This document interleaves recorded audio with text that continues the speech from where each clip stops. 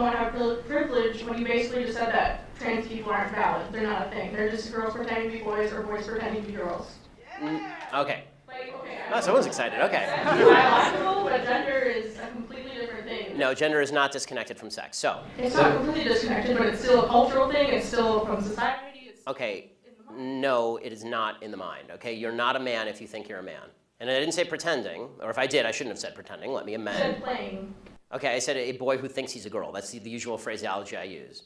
Not playing. I usually say a boy who thinks he's a girl or a girl who thinks he's a boy, which is technically what we're talking about here. As far as the actual psychological issues at play, it used to be called gender dysphoria or gender identity disorder. Now they call it gender dysphoria. The idea that sex or gender are malleable is not true. Okay, and I'm not denying your humanity if you're a transgender person. I am saying that you are not the sex to which you claim to be. You're still a human being, and you're a human being with an issue that I wish you Godspeed in dealing with in whatever way you see fit. But if you are going to dictate to me that I'm supposed to pretend that men are women and women are men, no. My answer is no. I'm not going to modify basic biology because it threatens your subjective sense of what you are.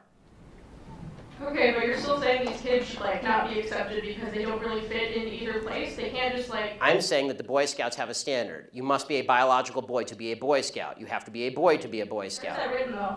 Okay. In the name Boy Scouts. Because this is a very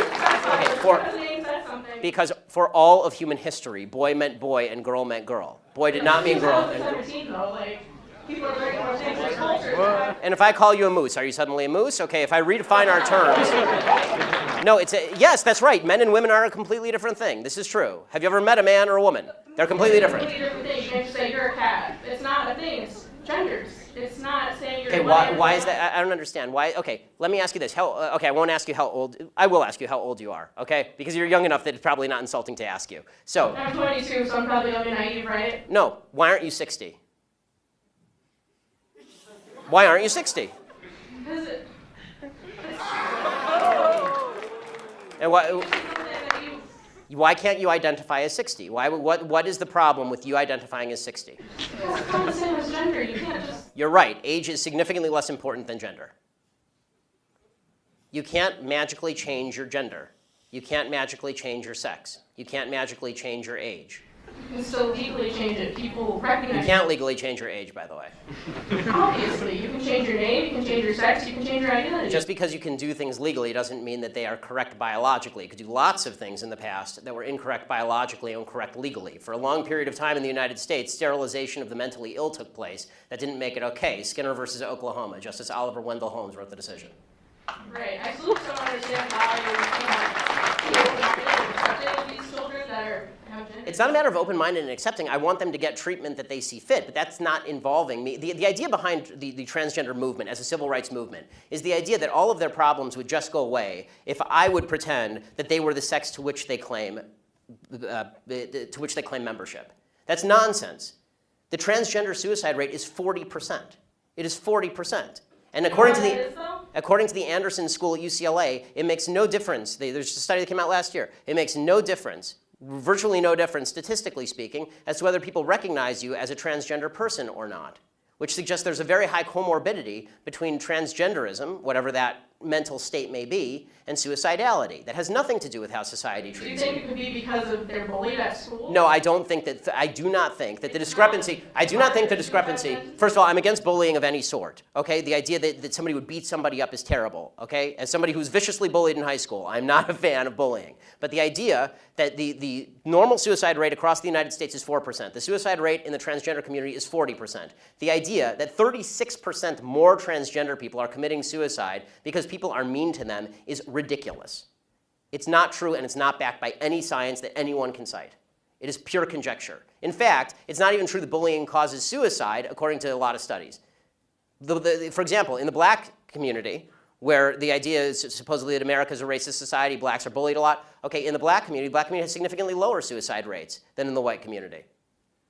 In fact, in third world countries, the suicide rate is significantly lower than in first world countries. Suicide actually seems to be a privilege of the upper classes if you actually look at it from a financial perspective.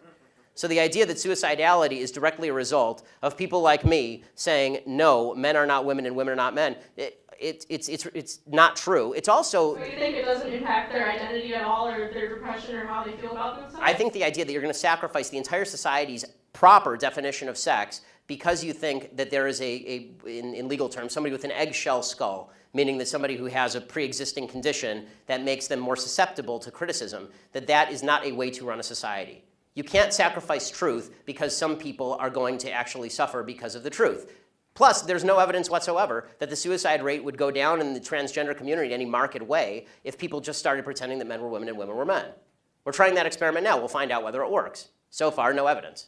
Have you talked to a group of trans people at all instead of this group of white people? I'm more than happy to talk to a group of any people who will have me, but usually they protest me.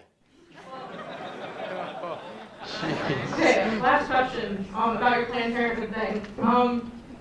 So why do you think it's not about controlling women's bodies and just about the separate life? Like, after the baby is born, how come when people don't care about them? They don't care where they end up in foster care, they don't care about the mother being poor? Okay, I do care about the mother being poor, I do care about foster care. Okay, but why don't you advocate for that, though? Because For what? Planned Parenthood is supposed to prevent abortions. Because, Planned Parenthood doesn't prevent abortions. They perform hundreds of thousands of abortions a year. They perform 300,000 abortions a year. They're the leading abortion mill in the United States. Where's your evidence for that, though? That they perform 300,000 abortions a year from Planned Parenthood. That's my evidence. They don't dispute that. No one disputes that. Like birth control and cancer. I'm not anti-birth control. I know. Birth control is extraordinarily cheap. That provides affordable birth control, which would in turn. Okay, they're not the only people in America who provide affordable birth control. You can go get a pack of condoms down at the local CVS for $12. Condoms are great. People need medication too. Yes, and it's true that most forms of birth control are also extraordinarily cheap on an annualized basis. Unless you have a severe problem, most birth control is very cheap and readily available. And I'm not against people going and getting that from Planned Parenthood. As you may have noticed, I'm mostly against abortion. If you want to go to Planned Parenthood and get a contraceptive, go for it. I don't care. I do care when you start killing babies. This is a problem for me. But what about in rape and incest situations? Okay, so so here's the question. It's different, yes. I mean, this is a long conversation, and I'm enjoying it, actually, which is why I'm allowing you to stay. But the question of rape and incest, first of all, important to note, rape and incest are not only a vast minority of abortion cases, they're an extraordinarily low percentage of abortion cases. So if we can first stipulate that all the other abortions are bad, then we can talk about that other one. Can we do that? Are all the other abortions bad, or are those ones okay? And you're just using this as an excuse to make the other ones okay. They're all okay. Ah, good. Someone who's honest. So, who's the honest fellow? Who's okay? Yay, honest people. Good. I like the honesty. Okay, so all abortions are okay. So, oh, a sign that I can't read because it has lots of words on it. Okay, so I have one question for you and one question only on abortion. Does the vagina, the vaginal canal, magically confer personhood? Answer, does the vagina magically confer personhood? Yeah, raised hands are okay. You, sir. No, the first breath does. The first breath confers personhood. Okay, so if the baby is in the womb and is exactly the same size and has not yet breathed, and you take a knife and you stab the baby in the head, a fully formed 9-month-old baby, it is not a human. The only thing that makes it a human is when it takes a breath. It has to independently breathe. I mean, I'm going to be honest. I'm going to stick to it, yeah, because I'm also pro-capital punishment and pro-selective suicide. So I'm going to stick with it. Selective suicide? Yeah, I assume you mean elective suicide. I mean elective suicide. Elective suicide. Okay. Yes, I'm not going to make someone commit suicide. Okay, that's good, because that wouldn't be suicide, that'd be homicide. That, by the way, I'm for capital punishment too, because people who kill people should be killed, but babies who have not killed people should not. And this is my basic position on abortion. So let me but I'll get your answer because you're the one who asked the question. Are you willing to stipulate that all the other abortions are bad, just rape and incest bother you? I mean, no, I believe a woman should have the right to move Got on. it. So it's an excuse, right? So it's an excuse so that we can say that, so that we can take the marginal case and then say that the marginal case applies to all cases. Okay, that's again faulty thinking. But if you want me to answer specifically on rape and incest, here is my basic answer: rapists should be castrated or killed. You shouldn't kill babies. End of story. But are they ever castrated and killed? Most rapists don't even get convicted. I agree, and that's usually the left side of the aisle because the left side wants to let them out after 5 years in prison. I want them castrated or killed. I'm telling you what my belief is. My belief is not public policy at the moment. But I think, would you agree with me on that one? Can we at least get a little agreement to finish this particular parlay? Okay, Should rapists be castrated or killed? Well, yes. Okay, good. Yeah, okay, we agree. Thanks.